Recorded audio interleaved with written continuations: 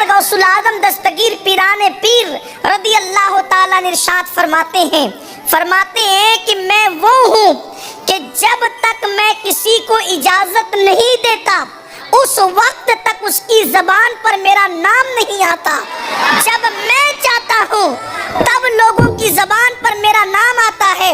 آپ اندازہ کریں اگر آج ہم ذکر غوث العظم کرنے بیٹھے ہیں تو اس کا مطلب میری اور آپ کی مرضی نہیں ہے بلکہ بغداد کے دولہا کی مرضی ہے۔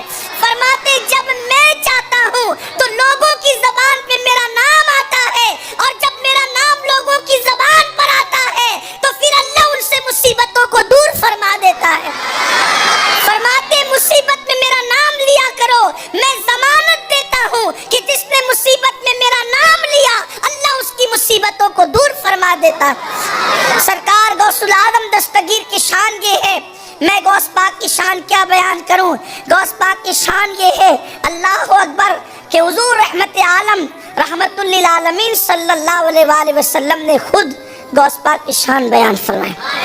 حضور غوث العظم دستگیر کی شان مصطفیٰ جان رحمت صلی اللہ علیہ وآلہ وسلم نے خود بیان فرمائی۔ سیرت غوث اعظم کے صفحہ 11 پر یہ روایت موجود ہے کہ ایک مرتبہ اللہ کے رسول علیہ الصلاۃ والتسلیم حجرہ فاطمہ میں تشریف لائے۔ اللہ کے رسول صلی اللہ علیہ وآلہ وسلم غیب داں نبی صلی اللہ علیہ وآلہ وسلم سیدہ فاطمہ الزہرا کے حجرے میں تشریف لائے، اور جب حجرہ فاطمہ میں آئے تو اللہ کے حبیب صلی اللہ علیہ وآلہ وسلم، میں کبھی حجرہ فاطمہ کا تصور کرتا ہوں تو مجھے حیرت ہوتی ہے، عرش جس کا متمنی ہو اس حجرہ فاطمہ میں وہ رسول دن میں کئی مرتبہ آتے جاتے ہیں۔ عرش کو جس کی تلاش ہے کہ مصطفیٰ جان رحمت کے طلبے میرے سینے پر آئے تو مجھے معراج نصیب ہو جائے۔ اور حجرہ فاطمہ کی شان کیا، حجرہ فاطمہ رش کے عرش ہے، رش کے عرش ہے کہ عرش کو تو ایک بار سعادت ملتی ہے، اور حجرہ فاطمہ وہ ہے کہ دن میں کئی مرتبہ حضور آتے جاتے ہیں۔ اور اللہ اکبر، سیدہ فاطمہ کے حجرے میں حضور تشریف لائے، اور آنے کے بعد چونکہ اس حجرے میں 5 تن جمع تھے، 5 تن ہمیں جنہیں کہتے ہیں، ہم جنہیں 5 تن کہتے ہیں وہ 5 تن جمع تھے۔ اللہ اکبر، اور اس 5 تن کی شان کیا ہے، اللہ اللہ، اگر پھیلے تو کائنات بنتی ہے اور سمٹے تو 5 تن بنتے ہیں، اسی لیے بیدم شاہ وارسی کہتے ہیں بیدم یہی تو 5 ہے مقصود کائنات، بیدم یہی تو 5 ہے مقصود کائنات، خیر النساء حسین و حسن مصطفیٰ علی۔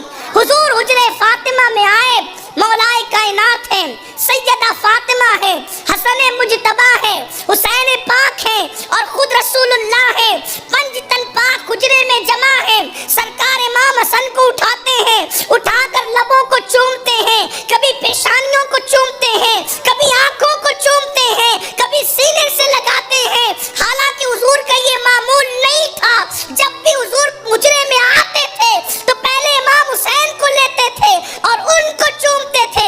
چھوٹے شہزادے کا خیال زیادہ تھا، بلکہ یہاں تک فرمایا فاطمہ حسین کو رلایا مت کرو، وہ روتا ہے تو میرا دل دکھتا ہے۔ اللہ اکبر، لیکن آج معمول کے خلاف سرکار نے امام حسن کو اٹھایا، امام حسین ٹکٹکی باندھ کے دیکھتے رہے، ماں آخر ماں ہوتی ہے، ماں کا کلیجہ منہ کو آنے لگا۔ میرا چھوٹا لال جو ہے وہ ٹکٹکی باندھ کر نانا کو دیکھتا ہے، اور آج خلاف معمول ساری توجہ حسن مجتبیٰ کی طرف ہے۔ وہ رسول جس کی نگاہ سے خدا کی ذات نہ چھپے، اس کی نگاہ سے سیدہ کے دل کے جذبات کیسے چھپ سکتے تھے؟ سرکار نے فرمایا فاطمہ حسن پر توجہ دینا۔ آج تجھے تعجب میں مبتلا کرتا ہے کہ آخر ساری توجہ آج حسن پر کیوں ہے؟ فرماتے وجہ یہ ہے کہ جبریل آئے تھے اور بتا گئے کہ حسین وہ ہے جن کی اولاد میں ائمہ اور امام پیدا ہوں گے، یعنی امام زین العابدین حسین پاک کی اولاد میں، امام باقر حسین پاک کی اولاد میں، جعفر صادق حسین پاک کی اولاد میں، موسیٰ کاظم حسین پاک کی اولاد میں، امام علی رضا حسین پاک کی اولاد میں، جناب تقی نقی حسن عسکری حسین پاک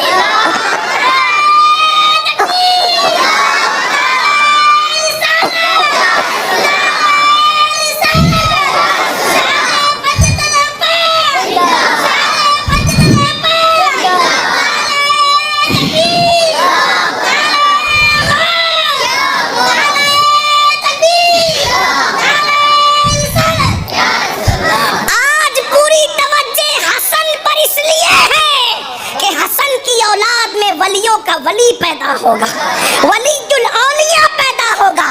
شیخ عبد القادر جیلانی کی ولادت حسن کے ذریعے سے ہوگی. آپ اندازہ کریں جس کی آمد سے 500 سال پہلے حضور حجرہ فاطمہ میں جس کا ذکر کرے وہ ہمارے پیر غوث پاک ہے. ہم قادریوں کو اللہ نے کیسا نصیب دیا کہ ولی دیا تو ولیوں کا ولی دیا. اور یہ بات میں آپ سے آج کہنا چاہتا ہوں, مصیبتوں سے بچنا ہے تو قادری بنو. شان قادریت بہت بڑی چیز ہے. لوگوں کو نہیں پتا کہ ولیوں سے وابستہ ہونے کی برکت کیا ہے. ولیوں سے وابستہ ہونے کی برکت یہ ہے کہ مصیبتوں سے چھٹکارا. مگر کوئی وابستہ ہو کر دیکھے. ہم نے تو غوث پاک کو بس اتنی حد تک جانا کہ بیٹا نہیں ہے تو بیٹا ملے اور روزی نہیں تو روزی ملے. اس سے آگے بڑھ کر ہم نے کبھی غوث پاک کو پڑھنے کی کوشش ہی نہیں کی. اس سے آگے بڑھ کے ہم نے کبھی غوث پاک کو سمجھنے کی کوشش ہی نہیں کی. اور کوئی سمجھ بھی کیا سکتا ہے. غوث پاک فرماتے ہیں مجھے کسی کے برابر نہ سمجھنا اور کسی کو میرے برابر مت سمجھنا. انی عالم و مالا تعلمون کا راز بن کر کے آیا ہے عبد القادر جیلانی. فرماتے ہیں میں حیران ہوں فرماتے ہیں کہ عالم و مالا تعلمون کے راز کا نام عبد القادر جیلانی ہے. تو جب یہ شان عبد القادر جیلانی غوث پاک کی ہے تو ان کے نانا مصطفیٰ جان رحمت کی شان کا حال کیا ہے. سرکار غوث العظم دستگیر کی یہ شان ہے. غوث پاک فرماتے ہیں کہ میں عالم و مالا تعلمون کا راز ہوں. غور فرمائیں اس کی تشریح بھی کوئی کر سکتا ہے. اور غوث پاک رضی اللہ تعالیٰ کی شان کون بیان کرے. اعلیٰ حضرت جیسا جب ان کی شان بیان کرتے ہیں تو یوں بیان کرتا ہے, کہتے ہیں کہ ہزاروں تابعی سے تو فضوتر, یہ طبقہ مجملاً فاضل ہے یا غوث. مطلع کی ابتدا یوں ہوتی ہے جو تیرا طفل ہے بچہ ہے کامل ہے یا غوث. یہ ہے غوثیت معاف سے عقیدت. جو تیرے گھر میں جو پہلے دن کا چند سیکنڈ کا پیدا ہوا بچہ ہے, جو تیرا طفل کہتے ہیں بچے کو, جو تیرا طفل ہے کامل ہے یا غوث. اوروں کو رات بھر مصلی پر گزارنے سے وہ مرتبے نہیں ملتے جو غوث پاک کے گھر میں پیدا ہونے والا بچہ مرتبہ لے کر آتا ہے. جو تیرا طفل ہے کامل ہے یا غوث. اور طفیلی کا لقب واصل ہے یا غوث. طفیلی کا لقب واصل ہے یا غوث. اور تصوف تیرے مکتب کا سبق ہے. وہ تصوف جس پہ لوگ ناز کرتے کہتے تیرے مکتب کا سبق ہے. تصوف تیرے دارالعلوم میں لوگ تصوف نہیں پڑھ پاتے کہتے تصوف تیرے مکتب کا سبق ہے. مکتب اسے کہتے ہیں جہاں پہلے دوسرے دن کی ابتدائی تعلیم دی جاتی. تصوف تیرے مکتب کا سبق ہے. تیرا ذاکر ہے جو شاغل ہے یا غوث. جو آپ کا ذکر کرتا ہے وہ آپ کا ذکر نہیں کرتا, وہ اللہ کے ذکر میں مصروف رہتا ہے. تیرا ذاکر جو ہے شاغل ہے یا غوث. اور کہتے ہیں ہزاروں تابعی سے تو فضوتر, یہ طبقہ مجملاً فاضل ہے یا غوث. اور کہتے ہیں وہ کیا جانے گا فضل مرتضیٰ کو. وہ کیا جانے گا فضل مرتضیٰ کو جو تیرے فضل سے عاطل ہے یا غوث. جو تیرے فضل سے عاطل ہے یا غوث. اور کہتے رضا کا خاتمہ بالخیر ہوگا تیری رحمت اگر شامل ہے یا غوث.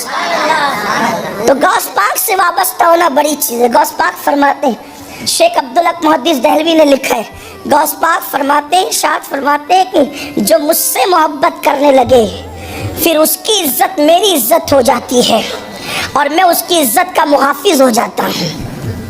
یعنی غوث پاک کے غلاموں سے کبھی عزت چھینی نہیں جا سکتی. فرماتے ہیں کہ اس کی عزت میری عزت ہو جاتی ہے اور میں اس کی عزت کا محافظ بن جاتا ہوں. اللہ اکبر. سرکار غوث العظم دستگیر فرماتے جو میرا ہو جاتا ہے اس کو ٹھوکر لگتی ہے اور وہ گرنے والا ہوتا ہے تو میں ہاتھ پکڑ کر اس کو بچا لیا کرتا. فرماتے ہیں کہ جو میرا ہو جاتا ہے پھر میں اس کو گمراہ بھی ہونے نہیں دیتا. فرماتے ہیں کہ محمد حسین ابن منصور حلاج کے دور میں نہیں تھا, اگر میں ہوتا تو پھر ان کو بچا لیتا. یعنی میں ان سے اس طریقے کی کوئی بات ہونے نہیں دیتا، ان کو سہارا دے کر کے بچا لیتا۔ اس وقت میں نہیں تھا اس لیے ایسا ہوا، اگر میں ہوتا تو انہیں بچا لیتا۔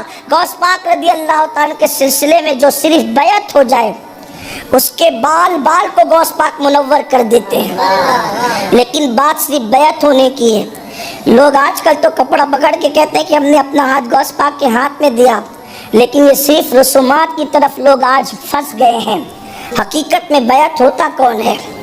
غوث پاک کی بیعت بے نمازی رہنے نہیں دیتی، غوث پاک کی بیعت دلوں میں کینہ رہنے نہیں دیتی، غوث پاک کی بیعت زبانوں سے غیبت ہونے نہیں دیتی، غوث پاک کی بیعت زنا سے بچا لیتی ہے، غوث پاک کی بیعت گناہ کبیرہ سے بچا لیتی ہے۔ ہم نے بیعت کو رسموں پر چھوڑ دیا ہے، حقیقت کی طرف آنے کو تیار کون ہے؟ ورنہ جو حقیقت میں مرید ہو غوث پاک کے مرید، صرف وہ مرید نہیں ہے جو غوث پاک کے سلسلے والے ہیں، جو ان سے محبت کرے سب غوث پاک کے مرید ہیں۔ اس لیے کہ کوئی سلسلہ ایسا نہیں ہے جہاں غوث پاک کی برکت نہ ہو۔ امام کہتے ہیں مزرعے چشت بخارا و عراق و اجمیر، مزرعے چشت بخارا و عراق و اجمیر، کون سی قسط پہ بربرائی؟ آبرو سلسلے چشتیہ، سلطان المشائخ سیدنا نظام الدین اولیاء، فوائد الفواد میں آپ کے جو ملفوظات ہیں اس میں بات موجود ہے۔ فرماتے ہیں غوث پاک کی شان یہ ہے، غوث پاک کی شان یہ کہ ان کی چوکھٹ پہ پڑے رہنے والے کتب اور ابدال ہوتے ہیں، پڑے رہنے والے۔ محبوب الہی اپنے ملفوظات میں فرماتے ہیں کہ ایک شخص جس کے ہاتھ پیر مفلوج ہو گئے تھے، ہاتھ پیر پہ فالج ہو گیا تھا، تو وہ دروازے پہ پڑا ہوا توبہ توبہ کر رہا تھا۔ وہ شخص اندر ایک مرید آتا ہے اور آ کر کہتا ہے سرکار آپ کے دروازے پہ جو شخص پڑا ہے قابل رحم اس کی حالت ہے، اس کو معاف کر دیں۔ فرمایا کہ جا، ابھی اس کی معافی نہیں ہوگی۔ اس نے تکبر کیا، کہا سرکار آپ اس کی سفارش کریں، اسے توبہ کی توفیق ملے۔ غوث پاک نے اپنے مرید سے میں پہچانتا یہ کون ہے؟ یہ جو دروازے میں پڑا توبہ توبہ کر رہا ہے پہچانتا ہے کون ہے؟ کہا نہیں، کہ یہ اپنے وقت کا ابدال ہے۔ ابدال، ابدال کس کو کہتے ہیں؟ ہمارے علماء جانتے ہیں ابدال کس کو کہتے ہیں۔ اللہ کے رسول علیہ السلام فرماتے ہیں بارش ابدالوں کے صدقے میں برستی ہے، بکریوں کے تھنوں میں دودھ ابدالوں کے صدقے میں آتا ہے، اناج ابدالوں کے صدقے میں اگتا ہے، امت کی آئی ہوئی مصیبت ابدالوں کے صدقے میں ٹلتی ہے۔ ابدال ولایت کی وہ قسم ہے کہ اگر ان کا وجود ختم ہو جائے تو زمین ختم ہو جائے، قیامت قائم ہو جائے۔